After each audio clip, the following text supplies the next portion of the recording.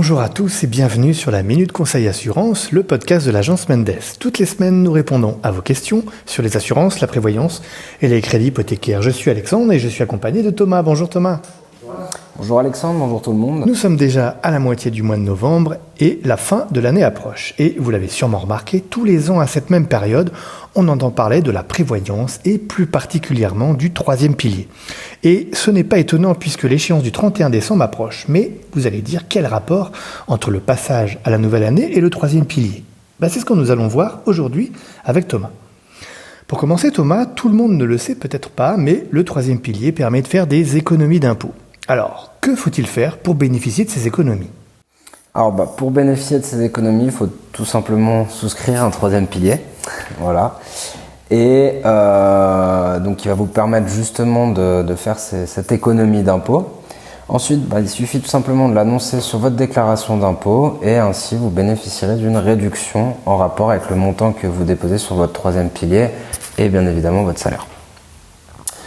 Je porte tout de même une attention sur le fait que pour les personnes imposées à la source, il y en a beaucoup, sur Genève beaucoup parce qu'il y a notamment aussi les frontaliers, d'accord, mais aussi toutes les personnes au bénéfice d'un permis B par exemple, qui sont donc imposées à la source. Il y a une modification importante depuis cette année et on entend plein de choses, plein d'informations différentes, notamment sur le fait que ces personnes-là ne peuvent plus déduire. Il faut savoir que la déduction reste tout de même possible, mais à certaines conditions. Nous invitons d'ailleurs à nous contacter si vous souhaitez en savoir davantage là-dessus. Ok, d'accord, très bien, merci pour ces éléments. Mais du coup, par rapport au montant maximum déductible, ça se monte à combien ? Alors, le montant maximum déductible, il faut savoir qu'il y a deux types de troisième pilier. On a le troisième pilier A et le troisième pilier B. Sur le troisième pilier A, le montant maximum déductible, c'est 6 883 francs par année, d'accord. Sur le troisième pilier B, là, ça va dépendre du canton dans lequel vous travaillez, dans lequel vous êtes imposé, puisque la plupart des cantons ne permettent pas la déduction, sauf Fribourg, Genève, par exemple pour la Suisse romande, où il y a une déduction, mais qui va être différente en fonction du canton.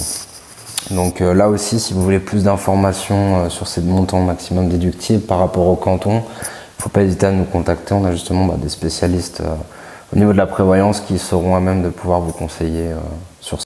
Ok. On va revenir du coup sur notre sujet du podcast. Pourquoi entend-on beaucoup parler du troisième pilier à la fin de chaque année ? Alors déjà pour commencer, je pense que vous êtes sûrement tous harcelés par téléphone par des entreprises qui vous proposent toutes sortes de produits troisième pilier pour déduire vos impôts. Mais c'est aussi et surtout car c'est le dernier moment de l'année pour souscrire un troisième pilier qui va nous permettre de déduire celui-ci de nos impôts pour l'année en cours.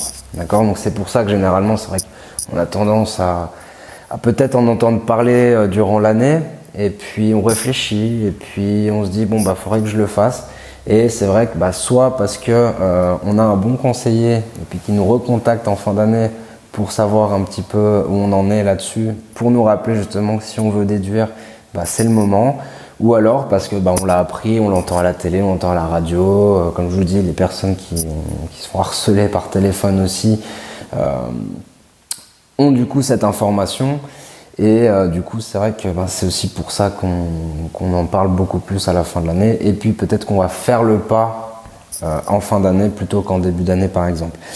Par contre, faites quand même attention à ne pas signer n'importe quoi sans savoir le fonctionnement du produit. Parce qu'il existe beaucoup de différents produits, que ce soit par des produits garantis, des produits en fonds de placement par exemple. Renseignez-vous bien sur le produit pour lequel vous allez opter, sinon vous risqueriez de le regretter malheureusement juste parce que vous l'avez fait dans l'urgence et que vous n'avez pas bien regardé. Et encore une fois, pour cela, c'est vrai qu'à l'agence Mendes, on a aussi, comme je vous disais, des conseillers spécialisés au niveau de la prévoyance et il ne faut pas hésiter à nous contacter si vous souhaitez un conseil, obtenir des offres d'assurance, des informations. Ok. Pour finir, comment je peux faire si je veux verser plus sur mon troisième pilier ? Par exemple, je verse 200 francs tous les mois, mais j'ai envie de faire un versement additionnel de 2000 francs mi-décembre. C'est possible ? Oui, c'est tout à fait possible. Il suffit simplement de contacter soit votre conseiller ou la compagnie auprès de laquelle vous avez conclu votre troisième pilier pour qu'il puisse vous transmettre un bulletin de versement vous permettant de verser un montant complémentaire à celui que vous aviez prévu donc initialement.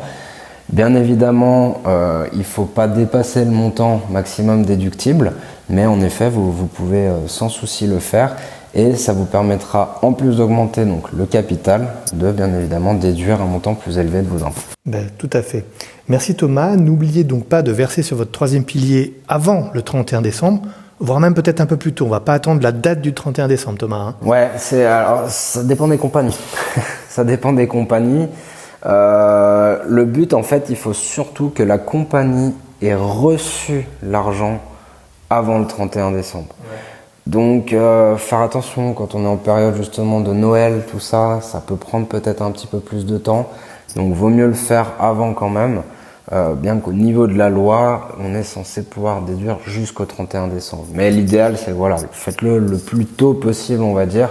Comme ça, vous êtes tranquille et vous êtes sûr de pouvoir déduire. Exactement. Thomas, un grand merci pour tes réponses.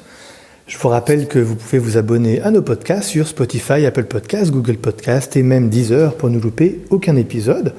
On vous souhaite une très bonne fin de journée et on vous donne rendez-vous la semaine prochaine. À bientôt. À la semaine prochaine. Bonne journée. Au revoir.